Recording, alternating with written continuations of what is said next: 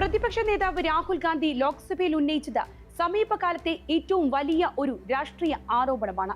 2020 India China അതിർത്തി സംഘർഷത്തെപ്പറ്റി കരസേന മുൻ മേധാവി ജനറൽ മനോജ് മുകുന്ദ് നരവനെ എഴുതിയ ഓർമ്മക്കുറിപ്പിന്റെ ചില ഭാഗങ്ങൾ രാഹുൽ ഗാന്ധി സഭയിൽ വായിച്ചു.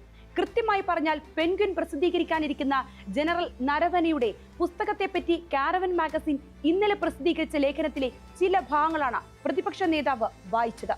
പ്രതിരോധ മന്ത്രി രാജ്നാഥ് സിംഗ് നേരിട്ട് രാഹുൽ ഗാന്ധിയുടെ പ്രസംഗം തടസ്സപ്പെടുത്തി. പിന്നാലെ അമിത്ഷായും എത്തി.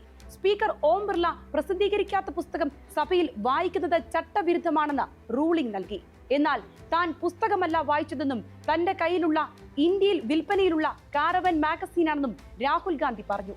എന്നിട്ടും ഭരണപക്ഷം വൻ പ്രതിരോധമുയർത്തി. ട്രഷറി ബെഞ്ച് സർവ്വശക്തിയിലും രാഹുലിനെ എതിർത്തു. സഭ തടസ്സപ്പെട്ടു. എന്തുകൊണ്ടാണ് ഇന്ത്യൻ കരസേനാ മേധാവിയുടെ ഓർമ്മക്കുറിപ്പുകളെ പറ്റിയുള്ള ചർച്ച ഭരണപക്ഷത്തെ ഇത്രയും പ്രകോപിപ്പിച്ചത്? സ്പോട്ട്ലൈറ്റ് അന്വേഷിക്കുന്നു. കരസേന മുൻ മേധാവിയുടെ പുസ്തകത്തെ സർക്കാർ ഭയക്കുന്നുവോ? 2020 ഗാൽവാൻ കുന്നുകളിൽ ഇന്ത്യയും ചൈനയും തമ്മിലുണ്ടായ ഏറ്റുമുട്ടൽ രാജ്യത്തിന്റെ സമകാലിക ചരിത്രത്തിലെ തന്നെ നിർണായക സംഘർഷമായിരുന്നു. 45 വർഷത്തിനു ശേഷം ആദ്യമായി ഇന്ത്യ ചൈന അതിർത്തിയിൽ ഇന്ത്യൻ സൈനികർ വീരമൃത്യു വരിച്ച സംഭവം. സംഘർഷത്തിന്റെ പശ്ചാത്തലം ഇതായിരുന്നു. 2020 വേനൽക്കാലത്ത് ചൈനീസ് പട്ടാളം കിഴക്കൻ ലഡാക്കിലെ പല മേഖലകളിലും സൈനിക സാന്നിധ്യം ഗണ്യമായി കൂട്ടി. നിയതമായ ഒരു അതിർത്തി രേഖ നിലവിലില്ലാത്ത മേഖലയിലേക്കുള്ള ഈ കടന്നുകയറ്റം India line of actual control ലംഘനമായി കണക്ക് കൂട്ടി.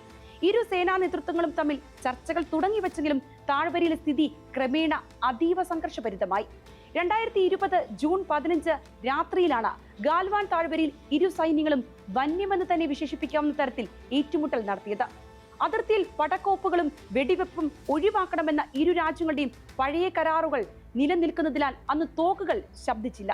പകരം കല്ലുകൾ, ഇരുമ്പ് കമ്പികൾ, മുള്ളുകൾ തറച്ച ദണ്ഡുകൾ തുടങ്ങിയവ ഉപയോഗിച്ചാണ് സൈനികർ ഏറ്റുമുട്ടിയതെന്നായിരുന്നു റിപ്പോർട്ടുകൾ. മലനിരകളിലെ കൊടും തണുപ്പും ശീതക്കാറ്റും ഇരുട്ടും ഏറ്റുമുട്ടലിന്റെ തീവ്രത അതിഭീതിതമാക്കി. കമാൻഡിംഗ് ഓഫീസറായ കേണൽ ബി സന്തോഷ് ബാബു ഉൾപ്പെടെ ഇന്ത്യയുടെ 20 സൈനികർ വീരമൃത്യു വരിച്ചു. ചൈനീസ് ഭാഗത്തു നിന്നുണ്ടായ നഷ്ടങ്ങളെക്കുറിച്ച് അവർ ആദ്യം ഔദ്യോഗിക മൗനം പാലിച്ചെങ്കിലും പിന്നീട് ആൾനഷ്ടം ഉണ്ടായതായി ചൈനയും സ്ഥിരീകരിച്ചു. എന്നാൽ അതിന്റെ വ്യാപ്തിയും വിശദാംശങ്ങളും ഒരിക്കലും പുറത്തു വന്നില്ല.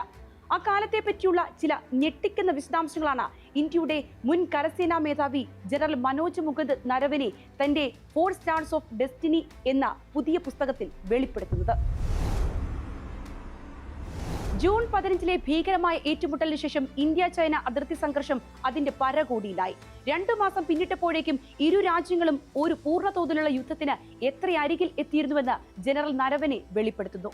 ഇനിയും പ്രസിദ്ധീകരിച്ചിട്ടില്ലാത്ത 4 സ്റ്റാർസ് ഓഫ് ഡെസ്റ്റിനിയെ പറ്റി കാരവാൻ മാഗസിനിൽ വന്ന ലേഖനത്തിലാണ് ഈ വിവരങ്ങളുള്ളത്.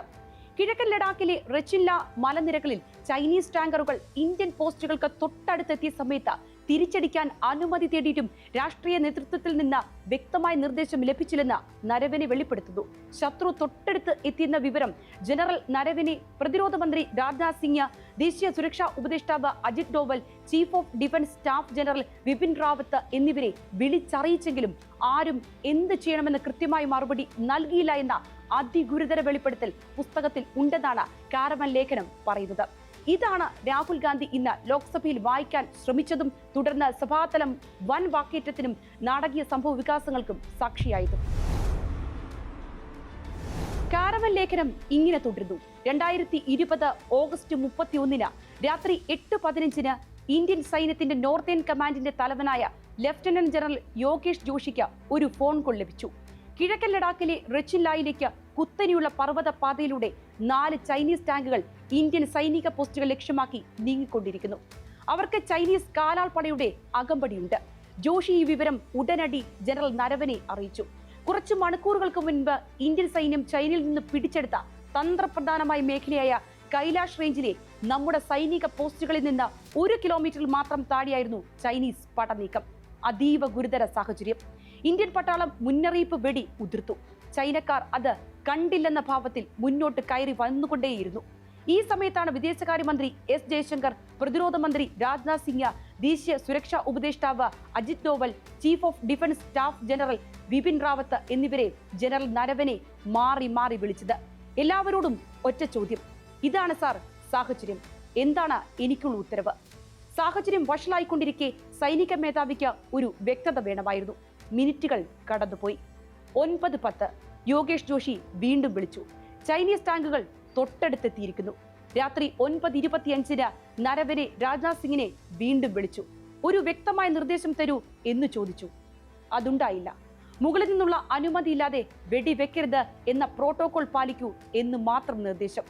മീഡിയം ആർട്ടിലറി പീരങ്കികൾ ഉപയോഗിച്ച് മാത്രമേ ചൈനയുടെ പടപ്പുറപ്പാടിനെ തടയാനാകൂ എന്ന് വടക്കൻ കമാൻഡ് അറിയിച്ചു. സാധ്യമായ എല്ലാ ശക്തിയും ഉപയോഗിച്ച് തിരിച്ചടിക്കാൻ ആഗ്രഹിക്കുന്ന സൈന്യത്തിലെ സഹപ്രവർത്തകർക്കും തനിക്ക് കൃത്യമായ ഒരു നിർദ്ദേശം തരാത്ത രാഷ്ട്രീയ എക്സിക്യൂട്ടീവ് നേതൃത്വത്തിനും ഇടയിൽ താൻ ശരിക്കും പെട്ടുപോയതാണ് മുൻ കരസേനാ മേധാവി എഴുതുന്നത്. 10 മണിയോടെ ജനറൽ നരവനെ പ്രതിരോധ മന്ത്രിയെ വീണ്ടും വിളിക്കുന്നു. ഞങ്ങൾ എന്തു ചെയ്യണം എന്ന് ചോദിച്ചു. അദ്ദേഹം തിരിച്ചു വിളിക്കാമെന്ന് പറഞ്ഞു. സമയം നീണ്ടു. ചൈനീസ് ടാങ്കുകൾ ഓരോ മിനിറ്റ് കഴിയുമ്പോഴും മുകളിലേക്ക് അടുക്കുകയാണ്. രാത്രി 10:30 രാജ്നാഥ് സിംഗ് തിരിച്ചു വിളിച്ചു. പ്രധാനമന്ത്രി നരേന്ദ്രമോദിയോട് അദ്ദേഹം സംസാരിച്ചിരുന്നു. അദ്ദേഹത്തിന്റെ നിർദ്ദേശങ്ങളിൽ ഒറ്റ വാചകം മാത്രമേ ഉള്ളൂ: ജൗ ഉചിത് സംജോ വോ കരോ. നിങ്ങൾക്ക് ഉചിതമെന്ന് തോന്നുന്നതെന്തും ചെയ്യുക. ഒരു ചൂടുള്ള ഉരുളക്കിഴങ്ങ് കയ്യിൽ വെച്ചു തന്നതുപോലെയാണ് തനിക്ക് തോന്നിയതെന്ന ജനറൽ നരവനെ. രാഷ്ട്രീയ നേതൃത്വം ഉത്തരവാദിത്തം പൂർണ്ണമായും തന്റെ മേൽ വെച്ച് തന്നിരിക്കുന്നു. മനസ്സിൽ 100,000 ചിന്തകൾ മിന്നിമാഞ്ഞു. കോവിഡ് മഹാമാരിയിൽ രാജ്യം വലയുന്ന കാലമാണ്. സമ്പദ് വ്യവസ്ഥയും ആഗോള വിതരണ ശൃംഖലകളും തളർന്ന സാഹചര്യം. നമ്മുടെ സൈന്യം എന്തും നേരിടാൻ സുസജ്ജമാണ്. ഈ സമയത്ത് ഒരു യുദ്ധത്തിലേക്ക് പോകണോ? ജനാധിപത്യപരമായി തിരഞ്ഞെടുക്കപ്പെട്ട രാഷ്ട്രീയ നേതൃത്വമാണ് ആ തീരുമാനം എടുക്കേണ്ടത്. എക്കാലവും രാജ്യത്തിന്റെ പതിവ് അതായിരുന്നു. 1999 കാർഗിൽ പോരാട്ടത്തിൽ അടൽ ബിഹാരി വാജ്പേയിയും 71 ബംഗ്ലാദേശിന്റെ വിമോചനത്തിലേക്ക് നയിച്ച യുദ്ധത്തിൽ ഇന്ദിരാഗാന്ധിയും ആ തീരുമാനം എടുത്തവരാണ്. ഇവിടെ പക്ഷേ രാഷ്ട്രീയ നേതൃത്വം ഉത്തരവാദിത്തം എടുക്കുന്നില്ല. ഇതടക്കം ഒരുപിടി ആരോപണങ്ങളാണ് താൻ സൈനിക മേധാവിയായിരുന്ന കാലത്തെ രാഷ്ട്രീയ നേതൃത്വത്തിനുമേൽ ജനറൽ നരവനെ പുസ്തകത്തിൽ ഉന്നയിക്കുന്നത്. പുസ്തകം പ്രസിദ്ധീകരിക്കുന്നതിൽ ഉണ്ടാകുന്ന തടസ്സവും കാരവൻ ലേഖനത്തിലുണ്ട്. 2024 April 4 stars of destiny Penguin പ്രസിദ്ധീകരിക്കാൻ തീരുമാനിച്ചതാണ്. ആമസോണും മറ്റ് ഓൺലൈൻ റീറ്റെയിലർമാരും പ്രീ പബ്ലിഷിംഗ് ഓർഡറുകൾ സ്വീകരിച്ചു തുടങ്ങിയതാണ്. തുടർന്ന് മുഴുവൻ പ്രക്രിയയും സ്തംഭിച്ചു. കേന്ദ്ര സർക്കാരാണ് പുസ്തക പ്രസിദ്ധീകരണം തടയുന്നതെന്നാണ് രാഹുൽ ഗാന്ധി സഭയിൽ ആരോപിച്ചത്. 1 വർഷത്തിലേറെയായി സർക്കാരിന്റെ മുന്നിലുള്ള ഈ പുസ്തകത്തിന് കേന്ദ്ര സർക്കാർ ഇതുവരെ പ്രസിദ്ധീകരണ അനുമതി നൽകിയിട്ടില്ല എന്നതാണ് വാസ്തവം. മുതിർന്ന സൈനിക ഉദ്യോഗസ്ഥന്റെ പുസ്തകങ്ങൾക്ക് പ്രതിരോധ മന്ത്രാലയത്തിന്റെ ക്ലിയറൻസ് വേണമെന്നതിനാലാണ് പുസ്തക പ്രകാശനം അനന്തമായി നീളുന്നത്. ഗാൽവാൻ സംഭവം സ്വതന്ത്ര ഇന്ത്യൻ രാഷ്ട്രതന്ത്രത്തിലെ സുപ്രധാനമായ ഒരു അധ്യായമായിരുന്നു. ഏഷ്യയിലെ ശക്തി സമവാക്യങ്ങളെയും ദീർഘകാല സ്വാധീനം ചെലുത്തിയ സംഭവം. അതിനുശേഷം ഇന്ത്യ ചൈന ബന്ധം തീർത്തും വഷളായി. ഇന്ത്യ ചൈനീസ് ആപ്പുകൾ നിരോധിച്ചു. നിക്ഷേപ വ്യാപാര നിയന്ത്രണങ്ങൾ ശക്തമാക്കി. മേഖലയിൽ നിന്ന് വലിയ തോതിൽ ചൈനീസ് സേന പിന്മാറി. ഇന്ത്യൻ സമ്മർദ്ദത്തിന് ഒട്ടാകെ അവർ വഴങ്ങി. നയതന്ത്ര സഹകരണങ്ങൾ ചില മേഖലകളിലെങ്കിലും തിരികെ സ്ഥാപിച്ചു. സൈനിക തലത്തിലും നയതന്ത്ര തലത്തിലും പിന്നീട് ചൈനയുമായി നിരവധി റൗണ്ട് ചർച്ചകൾ നടന്നെങ്കിലും ഇന്നും ഗാൽവാനിലെ മുറിവ് ഇന്ത്യയുടെ ഹൃദയത്തിൽ നിന്ന് ഉണങ്ങിയിട്ടില്ല. ഗാൽവാൻ സംബന്ധിച്ച മുൻ ഇന്ത്യൻ കരസേനാ മേധാവി തന്നെ നടത്തുന്ന വെളിപ്പെടുത്തലുകൾ ദൂരവ്യാപക പ്രതികരണങ്ങൾ ഉണ്ടാക്കുമെന്നത് ഉറപ്പ്. കാരണം കാരവാൻ ലേഖനത്തിൽ നിന്ന് അറിയുന്നിടത്തോളം അത്ര ലഘുവല്ല മുൻ സൈനിക മേധാവി പറയുന്ന കാര്യങ്ങൾ.